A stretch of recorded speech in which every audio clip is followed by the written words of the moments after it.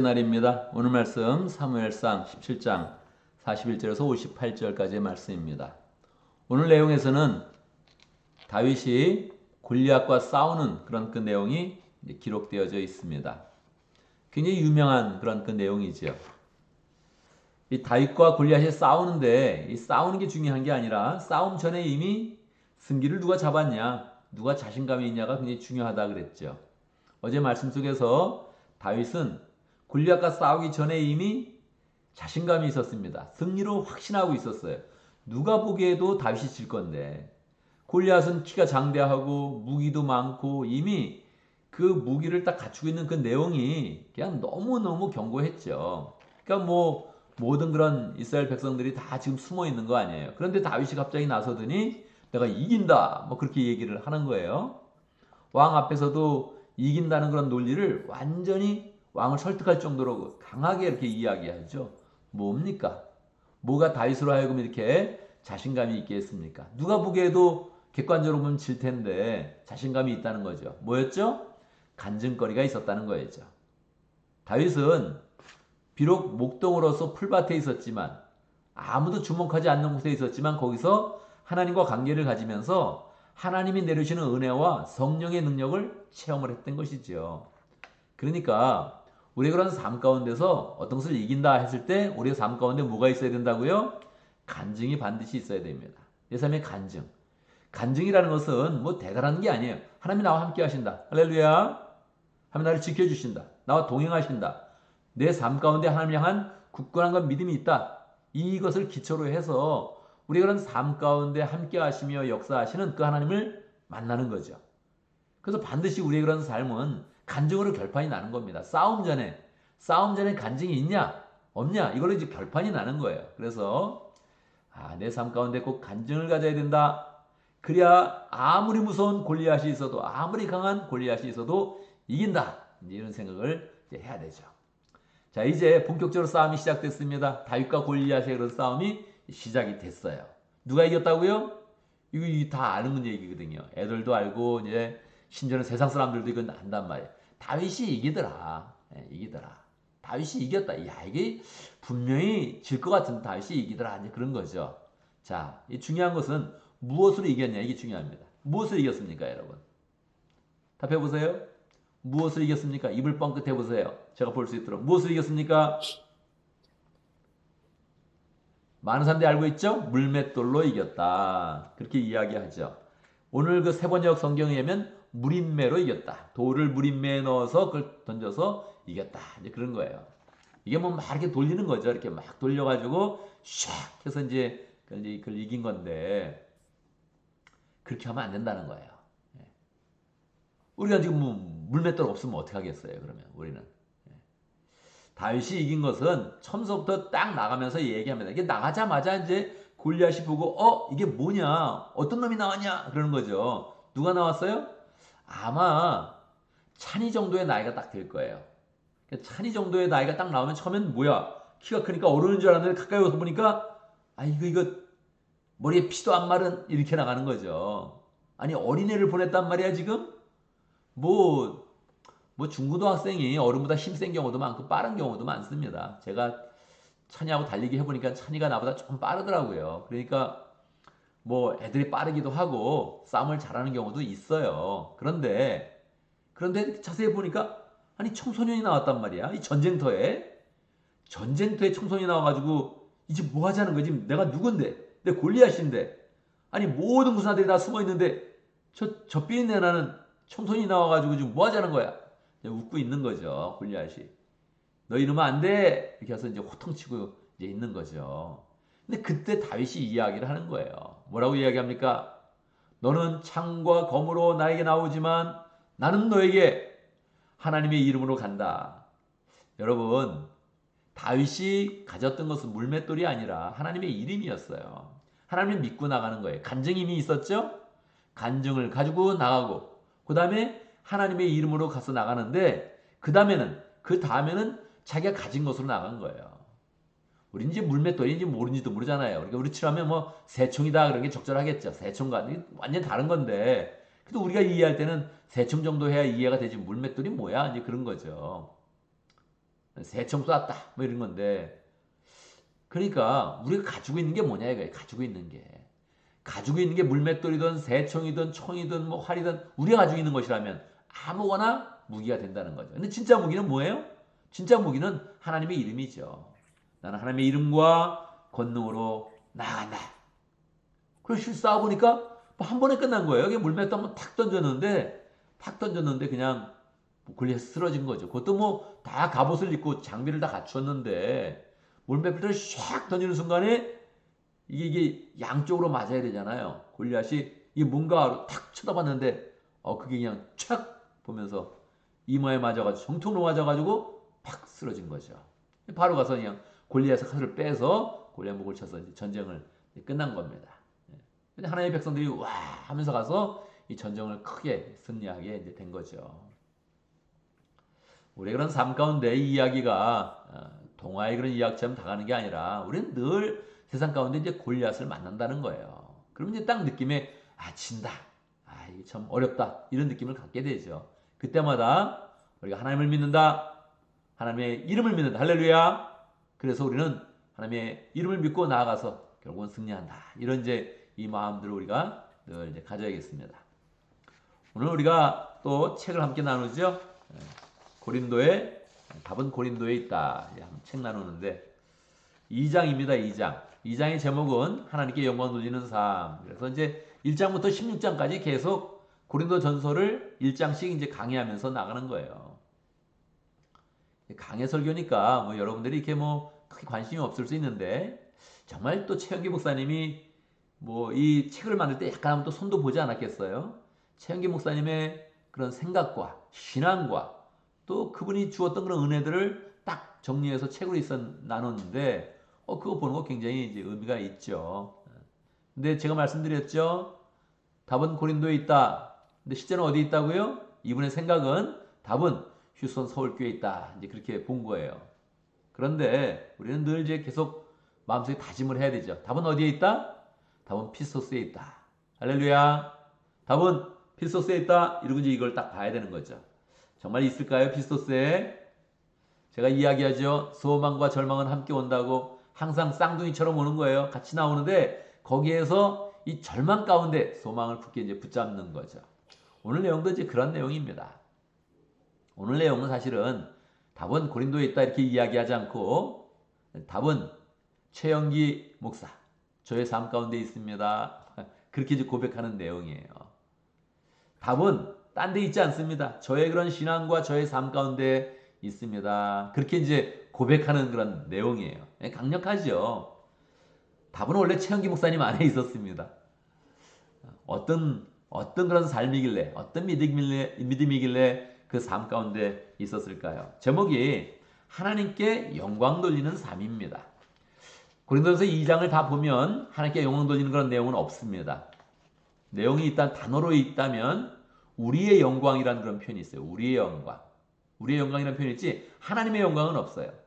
근데 이분은 하나님께 영광 돌리는 삶 이렇게 딱 했다. 하나님께 영광 돌리는 삶의 그런 모습이 있다 이렇게 이야기한 거예요. 근데 우리가 그런 얘기 많이 하잖아요. 요즘에 연예인들도 이제 나와서 수상할 때 그런 얘기 하거든요. 하나님께 먼저 영광을 돌립니다. 굉장히 많아요. 그런 사람들이. 정말 놀라운 일이죠. 저 사람도 교회 다녔어? 알지도 못했는데 딱 나와서 이 모든 영광을 하나님께 먼저 드립니다. 이게 뭐 수십 명이에요. 수십 명. 예. 여러분 유튜브에 한번 쳐보세요. 연예인들이 하나님께 영광 돌리는 뭐 이렇게 치면 그냥 짤로 그냥 계속 이어서 나와. 이 사람도 이런 얘기를 했어? 이게 놀랍죠. 하나님께 영광 돌린다는 게 이제 굉장히 유명한 말이고 믿는 사람들이 이제 많이 쓰는 말인데 우리는 이제 그런 말을 해야죠. 정말 멋진 말이거든요. 하나님께 영광을 돌립니다. 원래 그렇거든요. 영광을 하나님께 돌리면 그때 이제 하나님이 우리에게 영광을 주시는 거예요. 그래서 꼭 하나님께 영광을 이제 돌려야죠. 뭘 가지고 영광을 돌리나? 최영기 목사님은 무엇을 가지고 영광을 돌렸을까? 뭘 가지고 돌렸을까요? 그 삶을 가지고 돌렸는데 최영기 목사님은 이제 이 성경에 나와 있는 그런 구절이죠. 사도 바울의 그런 그 모습을 보면서 이렇게 하는 게 사도 바울이 영광을 돌렸구나. 이거 정확히 이제 안 거죠. 사도 바울이 지금 이제 고린도 교회를 책망하는 거 아닙니까? 문제가 있어서. 근데 사도 바울이 1절부터 5절까지 자기의 약함을 계속 얘기하더라는 거예요. 지금 이 교회가 문제가 많은데 어떻게 문제가 많으면 너무 잘나서 문제가 많아요. 돈은 많고 부자들이 많고 지식이 많고 심지어 영적 은사들도 있고 자기 주관 뚜렷하고 이래가지고 이 교회가 이제 문제가 많이 생겼어요. 근데 이들에게 지금 이야기를 하는데 자기의 약함을 계속 얘기한다는 거예요. 그리고 그 약함을 자랑하면서 하나님께 영광을 돌리더라는 거예요. 나는 두렵고 떨었다. 이런 표현을 쓰는 거예요. 3절 말씀에 보면. 그러면서 사도 바울이 계속 자기의 약함을 이야기하면서 하나님이 본인과 역사했던 그 능력, 영적으로 함께했던 그 능력. 그래서 본인이 이 세상의 지식과 세상의 배경과 세상의 능력을 의지하지 않고 하나님만 의지해서 나타냈던 그 은혜를 이야기하면서 결국 우리가 하나님께 영광을 돌려야 된다. 이렇게 이야기한다는 거예요. 이 최영기 목사님이 이제 이 내용을 보고 사실은 그 휴스턴 서울교회 그 앞전에 강영호 박사님이란 분이 와서 이제 간증을 했대. 그 내용을 보면. 근데 그때 너무 정확히 깨달았다는 거예요. 본인과 강영호 박사의 차이가 뭐냐 했더니 강영호 박사님은 이제 이렇게 앞을 보지 못하죠. 앞을 보지 못하는 그런 시각 장애자인데 이분이 이제 뭐 대통령 자문위원까지 할 정도로 굉장히 높아졌죠. 많은 그런 명성도 얻고 또 실제로 뭐 여러 가지 그런 사회적 활동까지 이제 한단 말이에요. 근데 이분이 와서 이제 간증 집회를 하는데 이분은 자기의 약함을 인정하는데 끝내지 않고 약함을 자랑했구나. 그걸 이제 깨달은 거예요. 성경을 보니까 바울도 그런 거예요. 자기의 약함이 있는데 약함을 통해서 둘이 하나님께 영광을 돌렸다는 거죠. 이 최영기 목사님이 본인을 보니까 본인의 약함을 인정하는 데까지 멈췄대. 그동안. 난 약함을 인정했다. 내가 약하다. 난 단점이 많다. 난 뭐 성품도 그렇고 약하다. 이걸 인정했다는 거예요. 근데 그 인정하는 게 끝나지 않고 자랑해야 된다는 거예요. 약함을 자랑해야 하나님께 영광이 된다. 이렇게 이제 나가는 거죠. 이 진리의 말씀이죠. 여러분, 우리는 다 자랑하고 싶은 그런 마음이 있어요. 뭘 자랑해요? 세상에서 얻은 거, 세상에서 이룬 거, 이걸 자랑하고 싶은 거죠. 나의 능력, 이걸 자랑하고 싶은 거. 이거 죽을 때까지 못 버려요. 죽을 때까지 못 버리는데 이렇게 하면 하나님께 영광이 되지 않는다는 거예요. 그래서 질린 거예요. 세상도 자랑하려고 그러고 세상도 자랑하는 길로 나가요. 근데 이렇게 하면 하나님께 영광이 안 된다는 거예요. 하나님께 영광 돌리는 방법 뭐라고요? 나의 약함을 자랑한다. 나의 약함을 인정하고 그다음에 나의 약함을 자랑한다. 세상의 것을 붙잡은 것이 아니라 하나님 앞에서 나의 약함을 보고 자랑한다. 이래서 강력하게 얘기하는 거예요. 뭐라고요? 나의 삶 가운데 답이 있습니다. 뭐 그렇게 얘기하진 않았습니다. 우리의 그런 삶이 우리 교회가 약함을 자랑하면서 하나님께 영광 돌리는 교회가 돼야 됩니다. 이렇게 이야기한 거죠. 여러분 이렇다면 자신 있지 않아요? 우리 교회는 약합니다. 그렇지 않아요? 우리는 너무 약해요. 너무나 이 약함이 너무너무 그냥 뭐만 하면 약한 게 드러나. 이 진짜 겁나는 일이죠. 이 겁나는 일이에요. 제가 어제 새누리 선교교회 부흥회 갔다 왔거든요. 한 200명 모였더라고요. 찬양팀도 나와서 막 하고 그냥 뭐 나이 든 사람 젊은 사람 그냥 쫙 있어가지고 부흥회 사람이 얼마나 많이 왔는지 우리가 너무 일찍 가가지고 보니까 사람이 별로 안 나올라나 뭐 코로나 때문에 어렵나 이랬더니 그냥 꽉 차 있더라고요. 거리도 할 수가 없어요. 너무 꽉 차가지고. 제가 딱 보면서 이야 이게 이 교회 지금 우리가 5분의 1도 안 되겠네. 그런 느낌이 들더라고요. 그러면서 이 약함이 막 느껴졌어요. 이야 이 김태형 목사님도 우리 부흥회 한번 온다는데 오고서 그냥 놀라겠다. 너무 약해가지고. 그런 마음이 들더라고요. 너무너무 약해. 근데 그 약함을 자랑해야 된다. 약함을 인정하면 안 되고 약함을 인정하는 수준에 머물지 말고 약함을 자랑하라는 거예요. 그게 하나님께 영광이 된다는 거예요. 자신 있지 않아요, 여러분? 얼마나 좋아 이게. 저는 아침에 이거를 보면서 이게 어떻게 마지막으로 이게 가야 되나. 근데 마지막에 이 약함이라는 게 확 오면서 이러면 뭐 얼마나 자신 있어. 전 약해요. 전 약해. 성품으로도 약해. 할렐루야. 약해. 단점? 너무너무 많아. 우리 사모님이 항상 얘기해줘. 당신이 이게 장점이라고. 너무너무 많아. 충분히 좌절할 수 있어. 그 약함 때문에. 우리 교회? 우리 교회는 다 잘난 것 같아. 사람들은. 교회는 너무 약해. 잘난 사람 많은데 약해. 어제도 생명사 많은데 이게 박사가 많다며요. 박사 많아. 근데 약해. 약해. 여러분 세상에 가장 비참한 게 뭔지 알아요? 세상에 가장 비참한 게 세상으로 약한데 신앙까지 약해. 이게 가장 비참한 거예요. 세상으로도 약한데 기도도 약해. 세상으로 약한데 말씀까지 약해. 가장 비참하죠.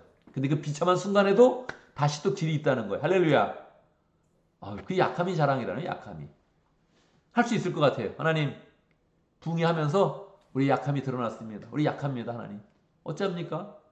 하나님이 도와주십시오. 전적으로 하나님이 도와주십시오. 전적으로 하나님이 이 약함을 통해서 영광 받으십시오. 겁나는 게 없죠. 그 다음부터는. 그렇지 않아요? 약함이 정말 영광이 된다는데 그게 농담도 아니고 이게 진리라는데 하나님 나도 자랑하고 싶습니다. 근데 뭘 자랑해요? 약함을 자랑하라는 거예요. 얼마나 자신 있어요. 얼마나 자신 있어요. 이거는 나도 약하고 교회도 약하고 우리 항상 약합니다. 하나님. 그래서 내 능력은 안 되고 나로는 안 되고 하나님의 능력으로만 됩니다. 할렐루야. 그리고 승리한다는 그게 진짜로 하나님께 영광 돌리는 방법이라는 거예요. 이러면 우리 평생에 자신이 있는 거죠. 평생 동안 우리는 약할 겁니다. 여러분 마지막은 정말 너무 인생이 약함으로 끝납니다. 너무너무 약한 모습으로 끝내요. 아무리 대단했던 사람도 다 약함으로 끝내. 그때는 뭐 정말 아무것도 필요 없는 거예요. 이 건강 하나 지키기가 너무너무 어려운 상태로 끝내요. 왜요? 하나님이 그 약함을 통해서 영광 받으시려고. 그러니까 우린 자신이 있는 거예요. 인생의 마지막도 하나님, 나 정말로 약함으로 끝내겠습니다. 내가 끝까지 인정 못하죠. 끝까지 내 이름을 붙잡고 내 자존심을 붙잡고 끝까지 내 능력을 붙잡고 싶은 이 마음 하나님이 다 내려놓게 하심을 감사합니다. 그리고 하나님께 온전히 영광 돌리는 거예요. 하나님 자신 있습니다. 나의 약함을 말하는 거 자신 있습니다. 그리고 약함을 풍성히 드러내서 예수의 은혜와 능력과 그걸 가지고 우리도 후대에게 얘기하는 거죠. 사람은 아무것도 아니다. 약함을 자랑하고 하나님의 높음과 하나님의 능력을 자랑할 때 하나님 영광 받으시면서 우리를 다 영광으로 이끌어 주신다. 약함을 얘기하면 얘기할수록 다 우리를 하나님의 영광으로 인도해 주신다. 이제 이거를 우리가 믿으면 우리의 그런 삶 가운데 정말 하나님께서 영광을 받으시게 되죠. 자, 오늘도 말씀 가운데 기도 제목 붙잡습니다. 다윗처럼 골리앗을 이기고 세상을 이기는 그런 사람 될 수 있도록 우리 부흥의 간증 순서가 있습니다. 간증 순서 첫날에 정화영 목사님, 두 번째 날 이철민 형제님, 서가영 자매님, 세 번째 날 백일양 형제님입니다. 우리 새로 이제 목자가 되고 새로운 믿음 들어간 사람들이 간증을 하는데 하나님께서 은혜를 더해 주시고 또 이런 간증을 통해서 우리가 새롭게 되고 사람이 변화되는 것 보면서 더 큰 은혜를 나눌 수 있도록 부흥의 주제가 복을 부르는 순종의 그런 삶입니다. 우리에게 필요한 그런 제목 아닙니까? 복을 부르는, 복을 가져오는 그런 순종의 삶 우리가 함께 또 잘 말씀을 받을 수 있도록 기도하고 개인적인 기도 제목 또 가정과 목장과 교회를 위해서 함께 기도합니다. 제가 먼저 기도하고 함께 기도하는 시간 갖도록 하겠습니다. 기도합니다. 할렐루야. 하나님 아버지 영광을 받으시옵소서. 우리가 가진 것은 약함 뿐입니다. 약함 뿐인데 주님께서 그 약함을 통해서 온전히 영광 받으신다고 하니 담대하게 주님께 영광을 돌립니다. 하나님 우리의 삶과 교회와 목장과 모든 것을 통하여서 영광을 받으시옵소서. 우리의 그런 삶 속에 끊임없이 약함이 드러날 것인데 하나님 괴로워하지 말고 정말로 이것을 통해서 주님께서 영광을 받으시는데 하나님 기쁜 마음으로 주의 은혜를 더 풍성히 체험할 수 있도록 역사하여 주옵소서. 우리의 약함이 도리어 강함이 되어서 주님의 강함이 되어서 결국에는 골리앗도 이기고 세상을 이기는 그 하나님의 능력이 풍성히 우리의 삶과 교회를 통해서 나타날 수 있도록 축복하여 주옵소서. 하나님 붕의 시간에 간증하는 사람들이 있습니다. 이제 새롭게 주님을 안 사람들이 간증하는데 이것이 하나님의 기쁨 되게 하시고 우리의 그런 그 마음 가운데 은혜와 풍성한 그런 기쁨 될 수 있도록 역사하여 주옵소서. 하나님 붕해를 맞이하면서 계속적으로 우리 개인의 삶과 목장과 가정과 교회 가운데 여러 가지 있는 그런 문제들 해결해 주시고 하나님께서 해결해 주시며 친히 우리의 마음 가운데 평강을 주시며 능력을 주시며 하나님께 나가는 그 법을 잘 또 배우게 하시고 누릴 수 있도록 역사하여 주옵소서. 하나님 오늘 주일을 맞이했습니다. 오늘 또 교회에서 우리가 만나게 될 터인데 하나님께서 함께 하시고 이 만남 가운데 은혜 주시고 사랑을 부어주시고 하나님의 능력을 풍성히 채워주셔서 함께 모일 때마다 주님을 만나며 주님을 경험하며 새로워질 수 있도록 역사하여 주옵소서. 몸이 아프고 어려움이 있는 모든 가정들 주님께서 돌봐주시고 하나님 그 어려운 가운데서도 하나님의 은혜와 능력과 사랑을 잘 체험할 수 있도록 축복하여 주옵소서. 예수님의 이름으로 기도드리옵나이다. 아멘.